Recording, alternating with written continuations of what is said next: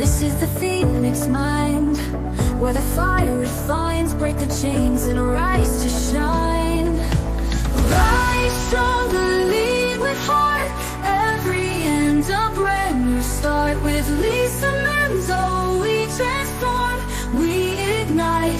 This is a phoenix mind.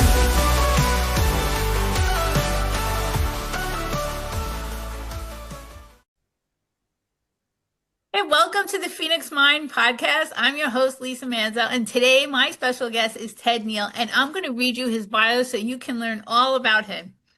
Ted is a writer, educator, and global health professional whose work spans 5 continents. Wow.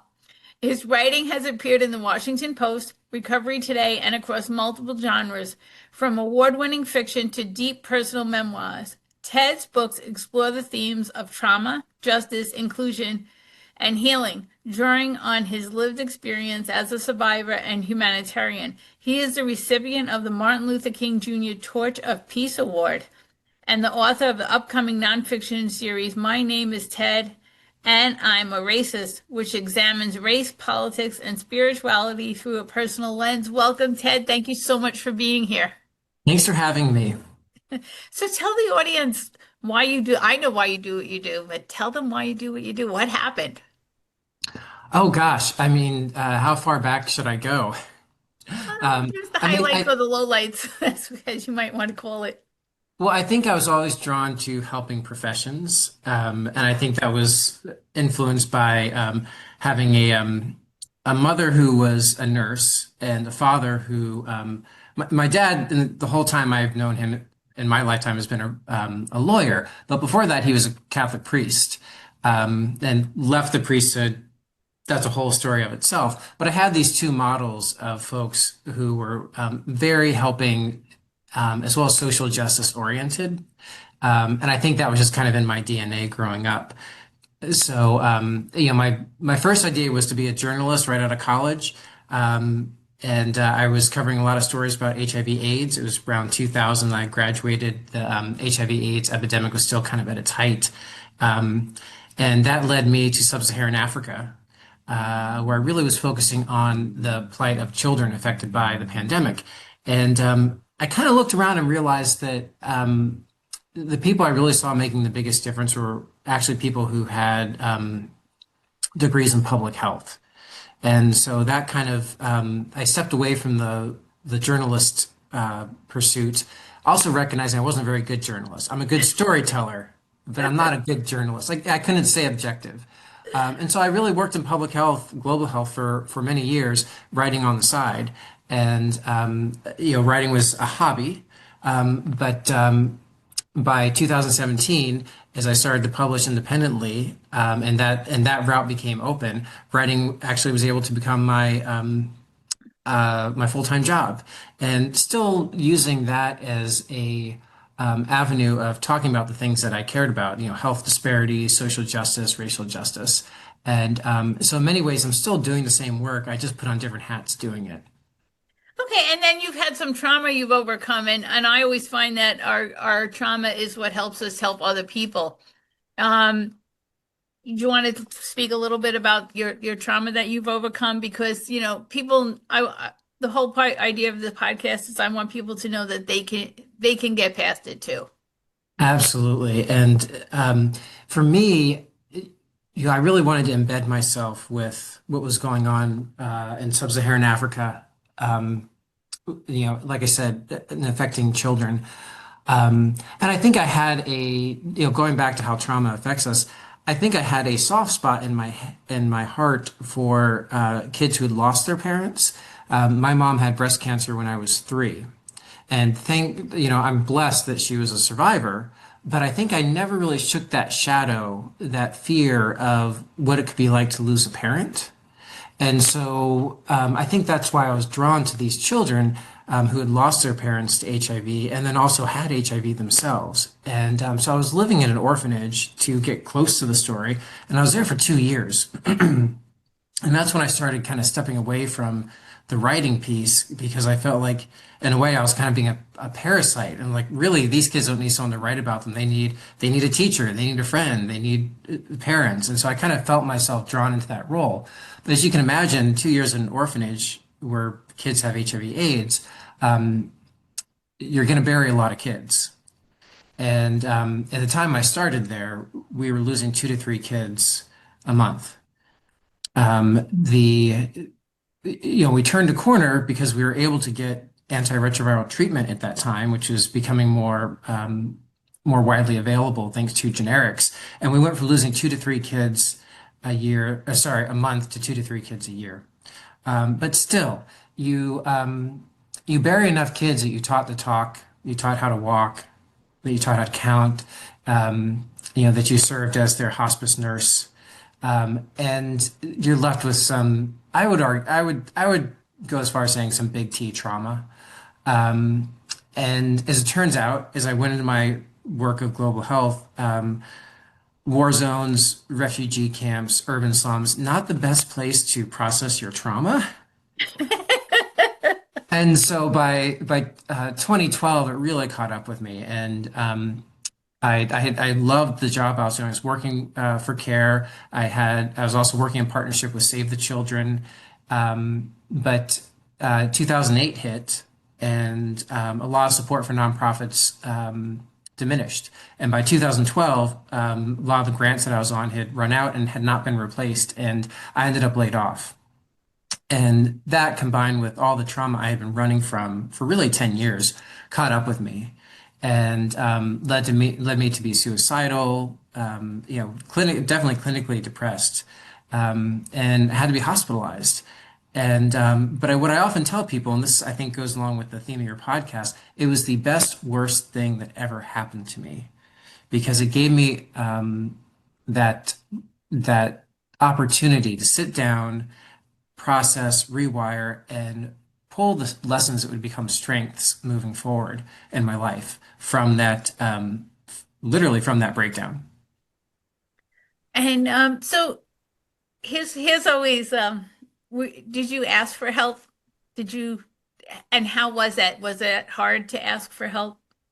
I was lucky again. I had parents I grew up with who always were open to therapy. They had had therapy themselves. They encouraged me to seek out therapy. So there was no barrier for me and no stigma attached to seeking out mental health services.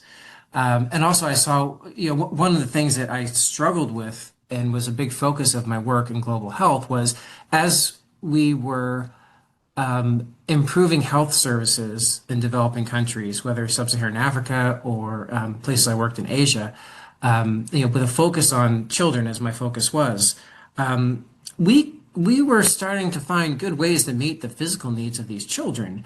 And what I saw was that the things that they were struggling with once they were physically healthy was their emotional their emotional development and struggling with their own trauma. Many of these kids, they had lost their parents, they had lost their siblings, in the case of sub-Saharan Africa. And so much of my focus was actually on integrating mental health support with your more traditional physical medicine. And so when it came to my own mental health illness, I was not. I didn't have there's no stigma attached to me seeking out help. I wasn't reluctant to do that. I already was seeking out help. And every time I had a really bad day, I'd go into the counseling center. But it was one really bad day in particular. They're like, you know what? We think you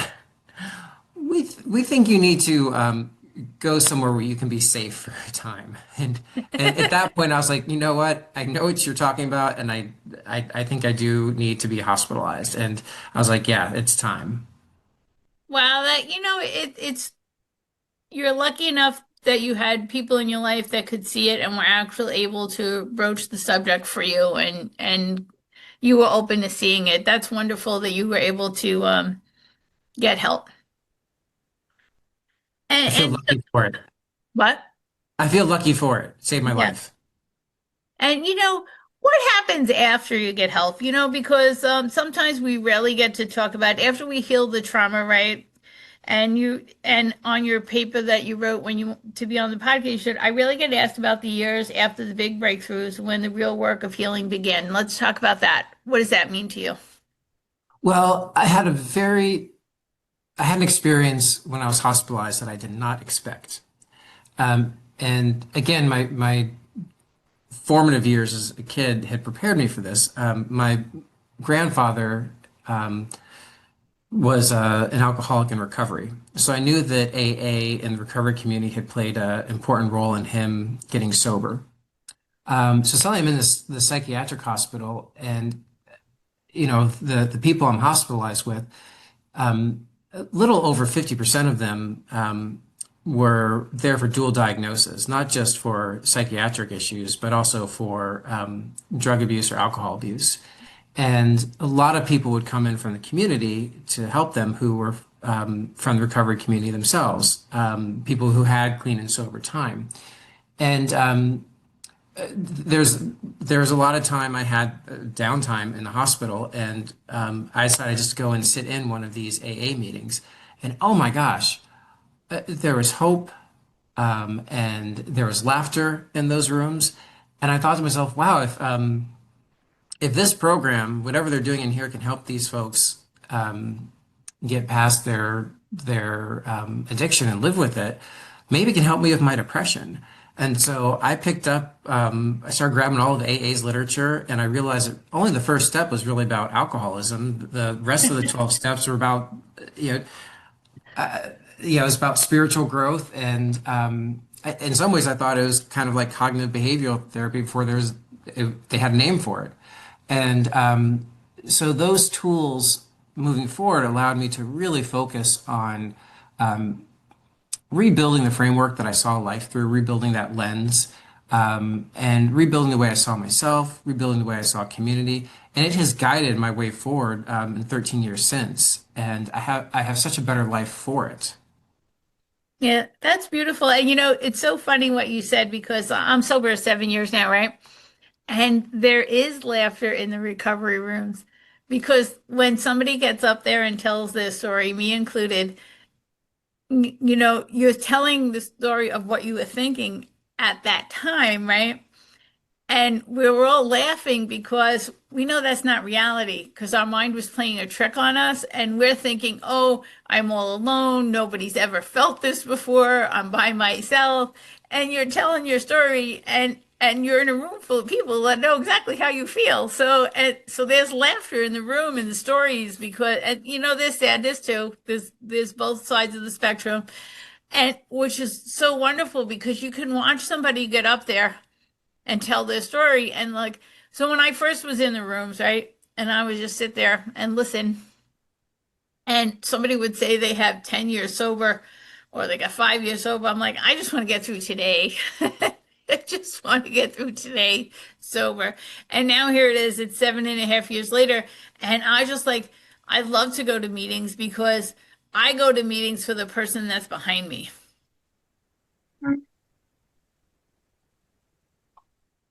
It for me, the um, the framework and the principles of 12-step spirituality have helped me moving forward in so many other endeavors too.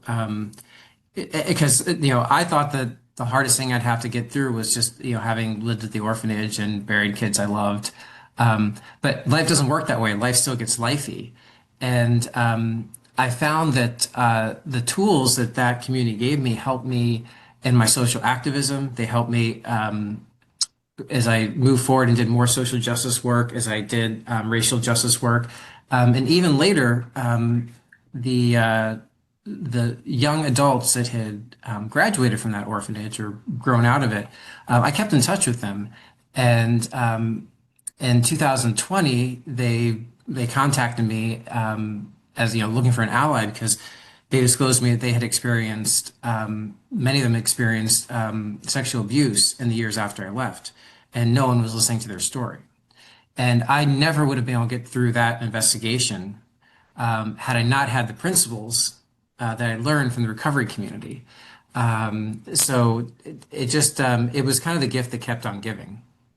That's so great. And you have a platform that helps people with sexual trauma that you help them with, or is it just I, like a don't- one-to-one thing?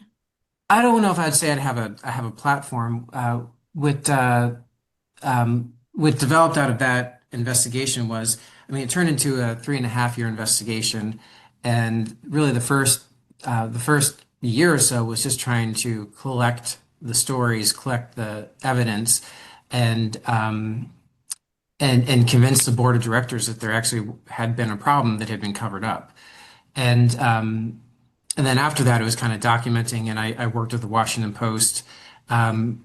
And the organization in Kenya that was ended up being investigated, they had grown since it was a small orphanage that I lived at, and they were a multi-million-dollar a year, you know, health agency that was supported by USAID.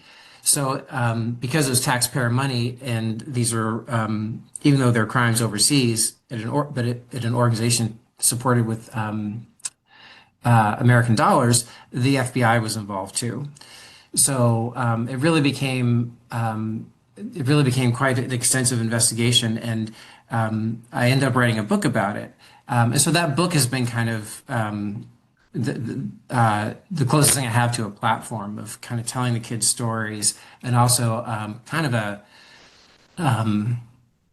uh, cautionary tale of how some nonprofits can go wrong, and how we can be led astray if we put some of those leaders on pedestals that they really don't belong on. Yeah. Did the kids think that they weren't going to be believed? Because I had trauma in my childhood and I told and I wasn't believed and I was dismissed. That's exactly what happened to them. It was a combination of things. And you know, we're talking about a different country and a different culture, so that was part of it as well. You know, there's still a lot of victim blaming. It was an organization run by Catholic nuns, so there's also this sense of you know, if this thing happens to you, it's your fault and you are sinful and you need to get down on your knees and pray for forgiveness for it. You know, some of the children were forced to write letters of apology to their abusers. Wow. So so in some ways they weren't believed, in some ways they were very much gaslit. And then there's also the pressure of like, you don't want to come forward with this because we're doing good work here, and if this got out, the whole organization could be shut down, and you don't want that to happen. Yeah. So it was all those forces against him. And then, of course, there was just the disbelief of all the well-intentioned donors in the United States who had been supporting this orphanage for 30 years. And it had been founded by a Catholic priest, and he had passed away around the 10-year anniversary. So it had been run since for 20 years by an Irish nun. And you know, people treated her and believed in her as like a modern day saint.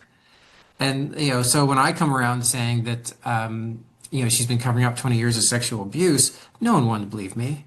Partly because so much of their identity was tied up in being a good person, and they didn't want to believe that for 30 years they had funded this organization that for the past 20 had been engaging in deception and abuse. How'd you get them to listen? That must have been interesting.